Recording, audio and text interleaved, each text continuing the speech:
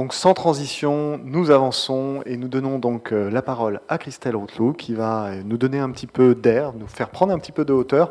Donc Christelle est sociologue de formation et également enseignante-chercheuse à l'EHESP. Ok. Merci beaucoup. Merci d'abord aux organisateurs de m'avoir fait l'honneur de me permettre d'être parmi vous aujourd'hui. Donc, moi, je suis enseignante à l'école de Rennes, donc une locale de l'Étape. Je suis plutôt spécialisée sur la transformation du service public et plutôt sur le secteur personnes âgées. Donc, l'idée, c'est que j'apprenne aussi de vous et qu'on ait un échange, mais ça amène aussi un petit peu de regard latéral, hein, éventuellement, sur vos évolutions. La commande telle qu'elle m'a été passée et les propositions que j'ai faites en retour, c'était de faire un premier petit temps sur les enjeux du management pour les personnels et ensuite d'aller sur les enjeux du management pour les managers. Donc moi, je ne traiterai pas de vos usagers. D'accord ? Je sais que c'est au cœur de votre dispositif, au cœur de vos valeurs associatives, mais là, on va parler de la dimension RH, des enjeux RH de vos structures.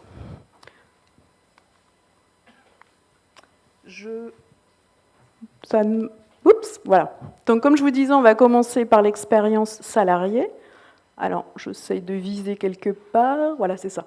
Donc, d'abord, juste revenir sur le fait que ces derniers mois, on constate qu'il y a quand même beaucoup de désengagement des personnels soignants, des personnels paramédicaux dans le secteur de l'aide à la personne et que certains ne comprennent pas pourquoi, alors qu'il y a eu, en tout cas pour certains établissements, des mesures financières plutôt généreuses au vu de certains sur les salaires, pourquoi finalement on a ce désengagement ? Eh bien tout simplement parce qu'on n'a pas compris quels étaient les leviers d'agir, les intérêts à agir des collaborateurs. Et je me suis permis de vous montrer ce qui, en sciences de gestion, sont considérés comme les principaux facteurs luttant contre le désengagement. Et effectivement, ce que l'on constate, c'est que le salaire, c'est le dernier petit truc en haut, certes pas négligeable quand on envisage de candidater à une structure, mais quand on est déjà dans une structure, c'est pas au final ce qui est le plus important. Ce que reconnaissent les gens comme important et qui finalement parfois manque, y compris en sortie de crise Covid, c'est la question de la reconnaissance. Pas la reconnaissance d'un savoir-faire, pas forcément la reconnaissance d'un savoir-être, mais ce que certains considèrent qu'on est passé un peu à côté, je dirais, c'est le surinvestissement. En fait, il y a eu quand même un besoin très important d'accompagnement, un besoin très important de souplesse des professionnels dans la reconfiguration un peu exceptionnelle qui était le Covid, et ça a mené un surinvestissement. Et certainement qu'on a eu des manqués. En termes de management, c'est sur la sur-reconnaissance. Vous voyez ce que je veux dire ? C'est qu'un surinvestissement, on attendait une sur-reconnaissance. Et finalement, ce temps-là, ce temps de se retrouver tous, ce temps de se remercier, ce temps de dire « vous avez fait le travail, vous avez pris aussi des risques pour vous, pour votre entourage, vous l'avez fait parce que vous avez de la conviction de ce qui est le bien pour nos publics », eh bien ce temps de la reconnaissance, eh bien, on est passé un peu à côté. Pourquoi ? Tout simplement par maladresse, parce que certains attendaient la fin de la crise, et que la fin de la crise, elle ne vient pas, et donc du coup, on a reporté aussi, souvent, ces temps de reconnaissance individuelle et collective. Et donc, certainement que certains se sont sentis un peu trop en difficulté avec ce manque de reconnaissance. Et puis, il faut être clair que dans le secteur, même si on a beaucoup d'envie, d'attente pour les usagers, on a peut-être parfois un peu négligé la possibilité aux collaborateurs de faire carrière, et on a parfois un peu des carrières professionnelles qui restent atones, avec pas forcément la possibilité d'avoir une mobilité, la possibilité d'avoir une évolution sur des secteurs un peu différent, un peu parallèle. Et donc la question de la carrière, de l'évolution choisie de son métier, parfois n'est pas suffisamment au cœur des débats. Oui, il y a eu beaucoup d'innovations dans le secteur. Comme disait monsieur, ça n'a pas toujours été choisi, donc ça a demandé beaucoup d'évolution dans les tâches, beaucoup d'évolution dans certaines pratiques, mais ça n'a pas forcément toujours été choisi par les acteurs. Donc certainement qu'un des éléments qui manque aussi à ces dispositifs-là d'accompagnement des personnels aujourd'hui, c'est la question de la participation. Cet après-midi, un certain nombre de vos collègues vont présenter des expériences de terrain où il est question de participation, et c'est certainement cette voie qui est la voie de l'avenir, où on va pouvoir amener les collaborateurs à se sentir actifs, à se sentir présents dans les choix, de manière à ne pas avoir le sentiment de subir à la fois les politiques publiques, mais à la fois les politiques menées dans la structure. Et donc, pour être en capacité de participer, ça veut dire aussi qu'il faut qu'on reconnaisse l'autonomie, la capacité des acteurs à faire des choses avec leur libre arbitre, et donc ça nécessite aussi un accompagnement par la formation pour pouvoir être en capacité de faire bien son travail, quelles que soient les dimensions que l'on mobilise. Et donc ce salaire, eh bien oui, il est important, mais il n'est pas déterminant. Alors, où est-ce que je dois viser ? Là. Donc certainement que le secteur médico-social doit faire une petite révolution aussi sur la question de la réflexion sur le statut de l'apprenance pour les collaborateurs et se poser la question de qu'est-ce qui fait promotion ? Aujourd'hui, de plus en plus, vous l'avez évoqué, il y a la question de faire communauté. On peut faire communauté parce qu'on partage la même salle de pause café, mais on peut faire aussi communauté parce qu'on partage des temps d'échange. Il me semble que vous avez mis en place depuis peu des espaces de co-développement. Donc la notion de communauté apprenante, elle peut être intéressante parce que ça peut être un lieu où on va grandir ensemble, on va échanger des bonnes pratiques. C'est une échelle de micro-groupes, donc ce sont des communautés qui sont aussi enrichissantes. Maintenant, il y a aussi la possibilité de créer des échanges intergénérationnels, notamment avec cette notion de tutorat réciproque, où finalement on va avoir un junior et un senior, et le senior va apprendre au junior, mais le junior va décoder au senior à comprendre l'intérêt à agir de ces nouvelles générations, qui échappent un peu aux règles que l'on partageait ensemble, les millennials, dont on ne sait pas trop comment ils fonctionnent forcément toujours. Donc ce tutorat réciproque, il peut être intéressant pour ça. Et puis aussi, c'est un secteur qui, depuis longtemps, a valorisé le savoir-être, le savoir-faire, et très certainement que la validation des acquis de l'expérience peut encore aujourd'hui être une ressource pour permettre justement aux collaborateurs de faire évoluer leur carrière. Donc moi, l'idée, c'était de vous proposer la notion de pouvoir d'agir. Pouvoir d'agir, pourquoi ? Parce que le pouvoir d'agir, ça ne veut pas dire renverser la gouvernance, ça ne veut pas dire faire la révolution. Le pouvoir d'agir, c'est donner aux collaborateurs des ressources pour qu'ils puissent faire bien leur travail. C'est leur amener du soutien, parce qu'aujourd'hui, c'est vrai que le manager est beaucoup sur des projets d'innovation, des projets de parcours, des projets dehors, des projets de territoire. Et finalement, parfois, les équipes se sentent un peu esselées, un peu isolées. Donc, il faut être vigilant au fait que l'autonomie ne doit pas vouloir signifier l'isolement. Les équipes ont besoin du soutien, même quand elles sont matures, même quand elles ont une expérience, une ancienneté à vivre ensemble. Il y a besoin du soutien des collègues et du soutien de la hiérarchie. C'est un des déterminants de l'intérêt à rester aussi pour les collaborateurs.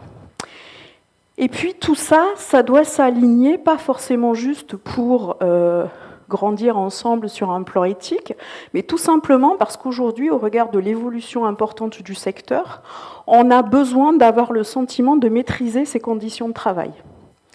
Comme vous disiez tout à l'heure, il y a eu beaucoup de changements imposés, des changements imposés par le haut.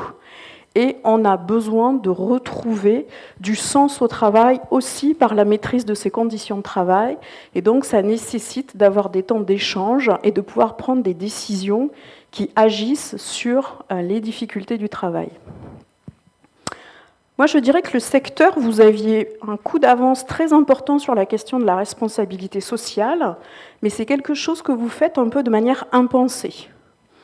En fait, quand on regarde le secteur, vous avez des engagements sociaux depuis toujours, vous êtes volontaire pour insérer les jeunes professionnels, vous ne pratiquez pas de discrimination, vous mettez en place de la parité, de l'égalité, on voit qu'il y a quand même beaucoup de dames parmi nous, donc vous êtes un secteur qui fait, sans le savoir, de la responsabilité sociale et qui ne le mobilise pas. De même, vous êtes un secteur qui fait de la responsabilité sociale en termes de responsabilité territoriale.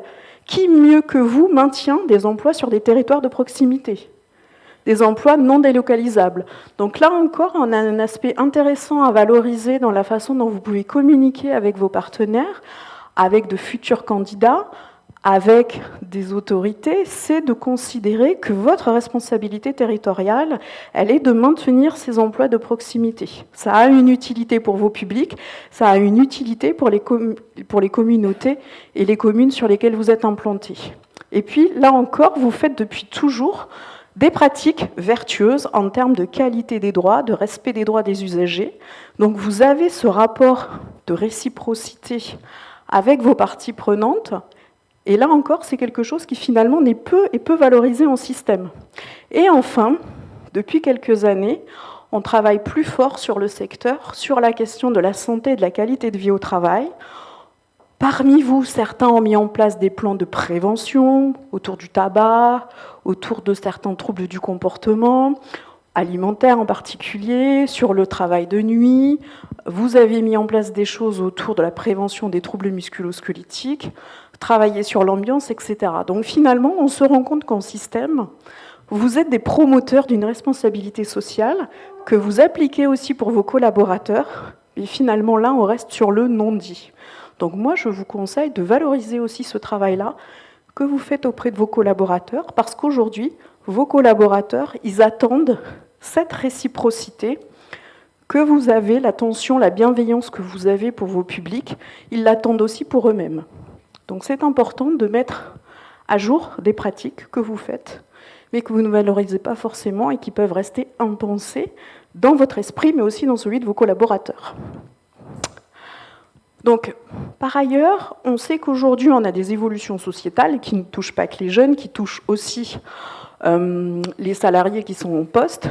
Et peut-être que plus que par le passé, il va falloir mettre en avant le fait que vous proposez des réflexions sur la manière dont vous allez pouvoir faire concilier la vie professionnelle et la vie privée de vos collaborateurs. En sortie de crise, on sent bien que tout le monde est un peu tendu sur cette question des concessions à faire sur sa vie privée. La possibilité d'être acteur, c'est pouvoir décider, mais aussi pouvoir être soutenu. Et puis un environnement de travail qui, certes, est en grande mobilité, qui demande beaucoup d'agilité, beaucoup de souplesse, mais qui peut rester quand même bienveillant pour son collaborateur, où on va trouver quand même un esprit de convivialité et un esprit d'équipe. Donc, en synthèse, la question de la qualité de vie et de l'engagement au travail des collaborateurs, vous pouvez la synthétiser autour de ce petit acronyme SLAC, donc, qui est une théorie sur la qualité du travail et les environnements de travail sains, aussi dit salutogénèse, si vous voulez faire chic dans les dîners. La salutogénèse, ça peut aussi servir au Scrabble, je crois. Vous allez avoir 4 dimensions intéressantes pour synthétiser tout ce qu'on vient de dire. C'est d'abord qu'il faut que les acteurs trouvent du sens. Mais attention de ne pas dévoyer le sens, parce qu'on a tiré tellement la ficelle dans certains secteurs d'activité que le sens est devenu du dévouement, et le dévouement a amené au burn-out. Donc attention, maintenir du sens, c'est permettre des comportements éthiques, c'est pas juste jouer sur le dévouement. Ensuite, c'est le lien. Le lien, j'ai compris que en fait, c'était quelque chose qui vous questionnait, puisque vous avez cette mutation de vos missions à l'extérieur de plus en plus, Et donc va se poser la question de comment on va animer des équipes à distance. Donc très certainement que les travaux qui portent aujourd'hui sur le télétravail pourraient nourrir vos réflexions, puisqu'être manager à distance, ce n'est pas la même chose qu'être manager dans les murs.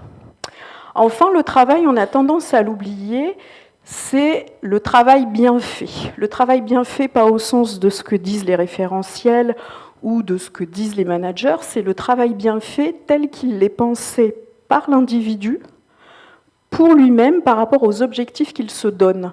Et donc aujourd'hui, on se rend compte qu'avec toutes ces mutations, tous ces registres un peu parfois en injonction paradoxale, on a parfois des définitions de la qualité du travail qui sont en concurrence au sein des équipes. Et moi, j'ai souvent cette discussion-là avec les infirmières et les cadres.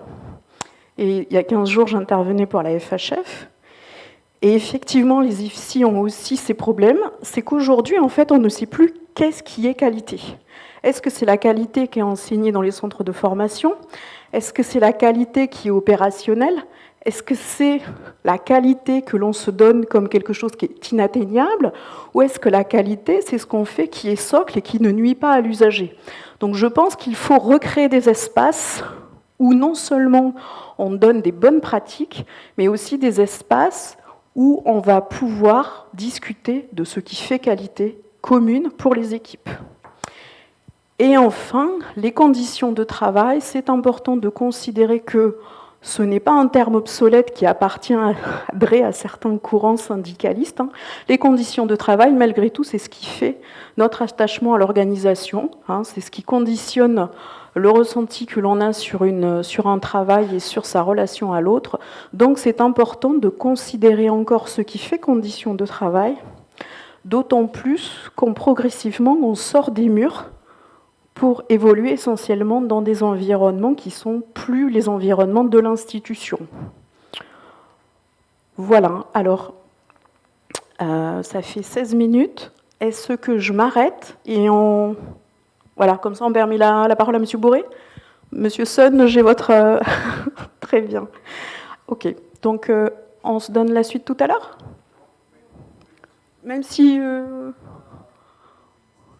D'accord. Bon, eh bien, mission continue. Alors, donc maintenant, qu'est-ce que ça veut dire pour vous en tant qu'employeur? Alors, j'ai employé sciemment la notion d'employeur parce que j'ai envie de vous amener sur le registre des compétences employeurs et pas de la dirigeance ou de la gouvernance. Donc, on dit forcément, puisqu'il y a beaucoup d'évolutions, il y a forcément un renouvellement des pratiques à mettre en place. Et là, ce sont bien un renouvellement de pratiques autour de l'usager, pas de l'usager, pardon, mais autour de vos professionnels. Ça marche, oui. Oups. Voilà. En gestion, qu'est-ce qu'on considère comme une compétence employeur? Il y a 4 dimensions. L'attraction, donc conserver un collaborateur et en attirer des nouveaux. Permettre le maintien sur poste. Et ça, je dirais que quand même, on est beaucoup dans le secteur de l'aide à la personne en difficulté sur ce sujet-là aujourd'hui. La pénibilité du travail sur l'aide à personne fait qu'aujourd'hui, on est le premier secteur impacté par les accidents du travail. On est avant l'hôtellerie et avant la restauration. On est passé devant l'industrie, donc aujourd'hui, on a des personnes qui sont en désinsertion professionnelle à cause de la pénibilité physique du travail. Donc c'est une responsabilité que l'on a de s'améliorer sur la question des risques professionnels. C'est un enjeu fort, c'est un enjeu économique, sociétal et éthique qui est important. Et malheureusement, je dirais qu'aujourd'hui, en termes de compétences, dans les structures, on a peu finalement ces compétences. Je regarde du côté de l'hôpital, même dans les grosses structures aujourd'hui, des groupements hospitaliers de territoire, où on a des milliers de personnels, des fois on n'a même pas un seul responsable de ces dimensions-là, de la prévention des risques. Donc évidemment, à l'échelle de petites structures, ces compétences-là s'interrogent, et très certainement que ce sont des expérimentations collaboratives sur les territoires qui vont pouvoir amener de l'expertise dans les structures. Les ARS ont financé des appels à candidature sur des projets de ce type, où on va créer des pôles QVT, où plusieurs acteurs vont s'unir dans un territoire pour pouvoir recruter des spécialistes de la prévention et de la qualité de vie au travail. Donc on a des expériences qui sont menées dans plusieurs régions, et en Aquitaine en particulier, il y a des choses qui ont bien progressé dans ce sens. La question de l'organisation, ça c'est des choses que vous avez en routine dans vos réflexions. Et puis la question du développement du salarié. Là encore, c'est peut-être quelque chose qui parfois est resté comme un impensé pour les organisations, où finalement on a laissé se dérouler à l'ancienneté la carrière professionnelle des collaborateurs, ce qui aujourd'hui va être complètement en décalage avec l'attente des jeunes générations, où on va avoir envie de choses beaucoup plus agiles, de beaucoup plus de mobilité, de beaucoup plus de développement de compétences nouvelles sur des temps plus courts pour les collaborateurs. Qu'est-ce qui fait attractivité d'un employeur ?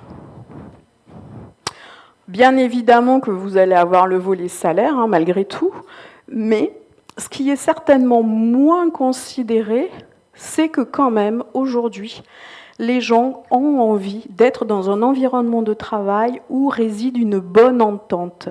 Et que ça, c'est pas galvaudé, c'est pas forcément quelque chose qui est très nouveau, mais c'est quelque chose qui est toujours réel. Les gens cherchent des communautés d'appartenance.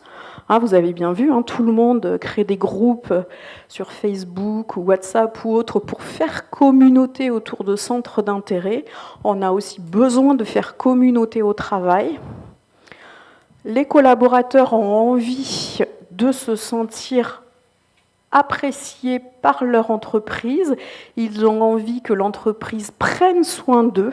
Et ça, c'est peut-être aussi quelque chose que certains font intuitivement, mais au-delà d'être intuitif, ça devrait être une vraie compétence professionnelle. Et puis, enfin, se poser la question de comment on va permettre de l'évolution professionnelle choisie, réfléchie, préparée, anticipée pour les collaborateurs. Alors, je ne parle pas forcément d'une progression, on va dire, verticale. On peut aussi être sur des progressions horizontales avec des nouvelles missions, en fonction des appétences ou des talents de vos collaborateurs. Donc l'idée de penser de manière horizontale et verticale, elle est importante parce que bien évidemment que vous n'allez pas avoir autant de postes à responsabilité que de collaborateurs. Pour autant, vous avez autant de talents que de collaborateurs. Donc les défis classiques de la fonction RH et du management, ce sont surtout des process de RH, vous connaissez, la question des compétences sur lesquelles vous êtes déjà plus ou moins aguerris parce qu'il y a beaucoup d'investissements en formation continue dans vos secteurs pour suivre l'évolution des besoins de vos publics, mais il va falloir travailler sur la participation, sur l'organisation du travail et sur le partage des valeurs. Et très certainement qu'aujourd'hui, ce qui peut faire difficulté, c'est de trouver des espaces-temps pour travailler sur le travail et le partage des valeurs. Dans le fond, quels sont les nouveaux défis ? Vous l'avez vu, vous l'avez déjà dit vous-même, vous l'avez palpé du doigt depuis quelques années, vous avez la nécessité et la capacité à s'ouvrir vers l'extérieur. Pour autant, après la Covid, on a le sentiment qu'il y a un enjeu qui prime ces derniers mois, c'est aussi la capacité de se reprojeter dans l'avenir. On a le sentiment que les organisations sont à l'arrêt, que les collaborateurs, ils en veulent plus du projet, ils ont envie de sortir de ça, et ils ont envie de profiter de l'instant. Et donc, il me semble que dans beaucoup de structures, ce qui remonte ces derniers mois, c'est la difficulté de remettre les équipes en mode projet. Donc, la nécessité de se projeter dans l'avenir, il va falloir que vous la souteniez, parce que les équipes, elles sont aussi parfois un peu exsangues par rapport à ce qu'elles ont vécu, et elles n'ont pas forcément envie de revenir dans quelque chose qui est frénétique autour du changement. Parce qu'après tout ce qu'on a vécu, certains, ils ont juste envie d'être dans l'instant. Et pour favoriser ces enjeux de réactivité, pour trouver des marges de manœuvre, eh bien, il va falloir faire de la place à la capacité à donner du pouvoir d'agir aux collaborateurs. Alors, comment on développe le pouvoir d'agir? Donc, c'est un process qui est assez connu en sciences de gestion. Alors, j'ai pris la figure du pommier parce que vous m'y aviez incité par votre logo. Et donc, ce que j'ai découvert en préparant cette présentation, c'est que figurez-vous que pour une pomme, pour que la fleur du pommier puisse être fécondée et devienne une pomme, il faut qu'il y ait à peu près 4 ou 5 abeilles qui la fécondent. Donc, en fait, une pomme, c'est un projet coopératif. Et donc, j'ai trouvé ça intéressant parce que je me suis dit, effectivement, qu'aujourd'hui, défendre seul une idée, ça paraît plus qu'obsolète, et qu'aujourd'hui, au minimum, il faut un petit groupe agile pour porter les projets. Et pourquoi c'est intéressant? Pas juste pour innover, c'est pas du tout mon propos, mais c'est qu'aujourd'hui, il faut pouvoir amener chacun dans l'organisation à prendre pleinement sa responsabilité dans l'organisation, et pour que la personne prenne sa responsabilité dans l'organisation, eh bien, il lui faut aussi lui donner un petit peu d'autonomie. Donc, on a notre pomme, elle est croquée, une graine tombe. Comment je fais pour donner du pouvoir d'agir? Eh bien, le pouvoir d'agir, c'est déjà apprendre ensemble. Et quand je dis apprendre ensemble, souvent, on cible qui? On cible les collaborateurs. Faute.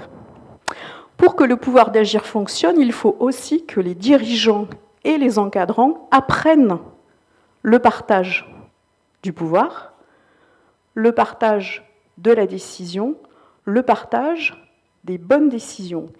Et donc, ce que l'on constate dans les travaux, donc moi je suis depuis quelques années des équipes qui fonctionnent un peu sous ce mode-là, ce qu'on se rend compte, c'est qu'il faut un apprentissage partagé autour du développement des marges de manœuvre qui mobilise salariés, direction et encadrement. Et ça prend un peu de temps. Si on regarde les expérimentations menées par l'Agence régionale d'amélioration des conditions de travail dans toute la France, c'était des budgets qui avaient été dédiés par les ARS en soutien avec l'HAS, et on se rend compte qu'en fait, entre le début du process et la fin du premier process, donc diagnostic, proposition, mise en œuvre, il faut 1 an. Donc, ça prend du temps que l'idée, la petite graine, elle germe. Ensuite, si on veut que cette petite graine, elle porte ses fruits, il ne faut pas que ça soit un one-shot. Donc ça veut dire qu'il faut qu'il y ait un engagement mutuel des 3 parties prenantes, collaborateurs, encadrants, direction, et que cet engagement il soit durable. Si vous vendez en discontinu du pouvoir d'agir, ce n'est pas cohérent. Donc ce qu'il faut, ce n'est pas forcément envisager des grosses révolutions, c'est des petites success stories, mais des petites success stories qui sont continuelles dans le temps. Donc c'est cet apprentissage durable qui va permettre progressivement de travailler de manière beaucoup plus rapide les difficultés que l'on rencontre au travail. Et puis, ensuite, qu'est-ce qu'il faut faire ensemble? Eh bien évidemment, il faut parler du travail, de ces difficultés, mais il ne faut pas en rester là. Alors souvent, on évoque les espaces de discussion. Moi, je dis attention, l'espace de discussion, ça peut être aussi le terreau de beaucoup de frustration. Il ne faut pas rester juste sur les difficultés et s'atermoyer sur ça. Il va falloir trouver la concertation. La force de la concertation, ça va être d'aligner les intérêts à agir des 3 parties autour d'une mission commune, qui est la qualité de l'accompagnement. Et là-dessus, on va se donner des marges ensemble pour avancer vers une stratégie qui est commune. Il faut qu'il y ait un alignement entre les intérêts à agir de toutes les parties prenantes. Ça fait des racines robustes aux résolutions que vous allez pouvoir prendre. Et puis enfin, il va falloir se mettre d'accord pas seulement sur les causes ou sur les objectifs.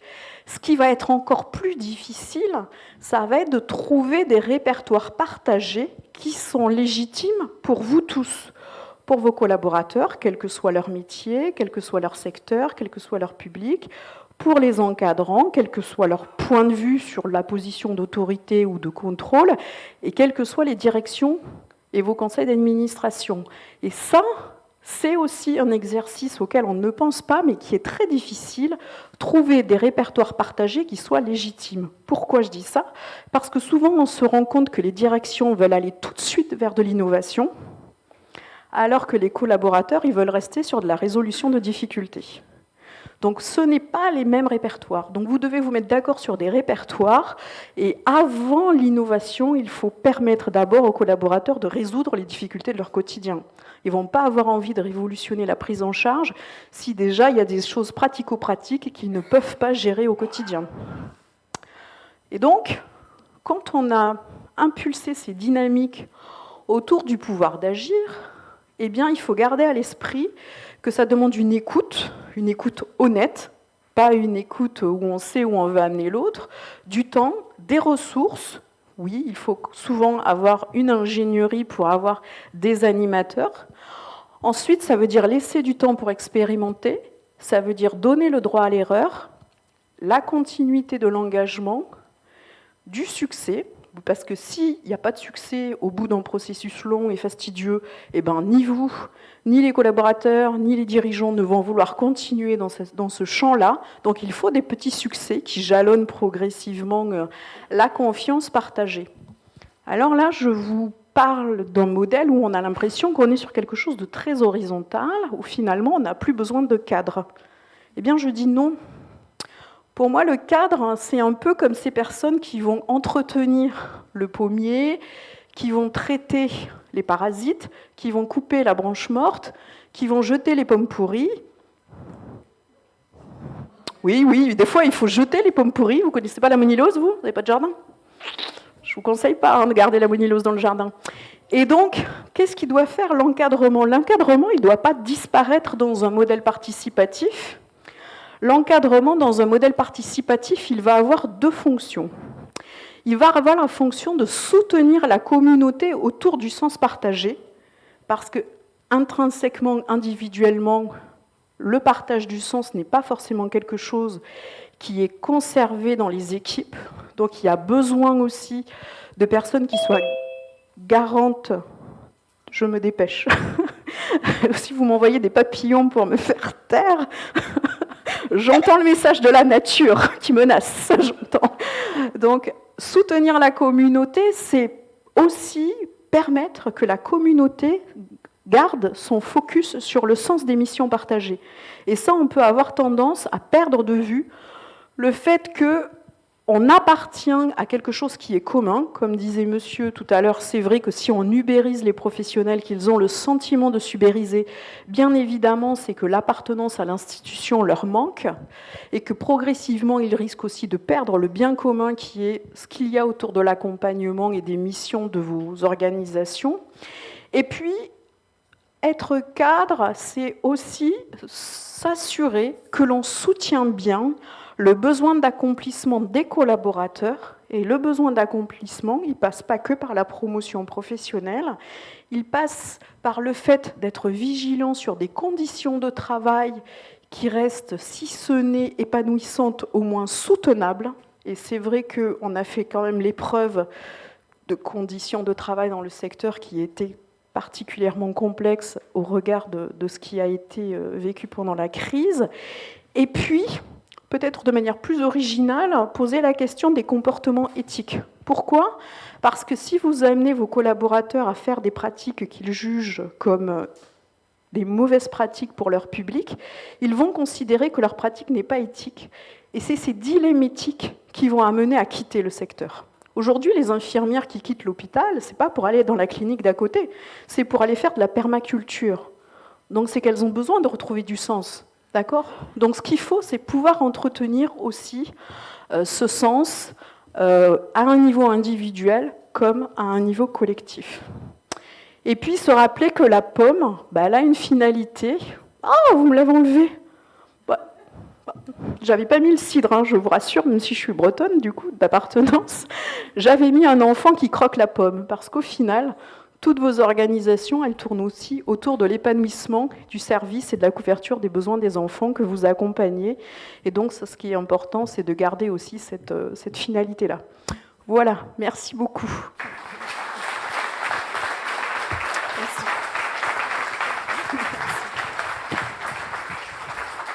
Merci beaucoup Christelle pour ces éléments. Donc c'est des éléments d'ouverture, prise de hauteur déjà un petit peu sur les sujets, et on voit déjà que ce qui doit nous conduire à faire sens, c'est cette création d'un environnement, d'un écosystème.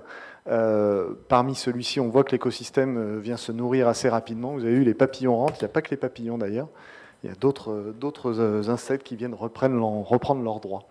Alors, comme nous sommes un petit peu en retard sur le programme, mais que nous tiendrons les délais naturellement, pas coûte que coûte, mais assez simplement, on va avancer. Si c'est bon, ça marche.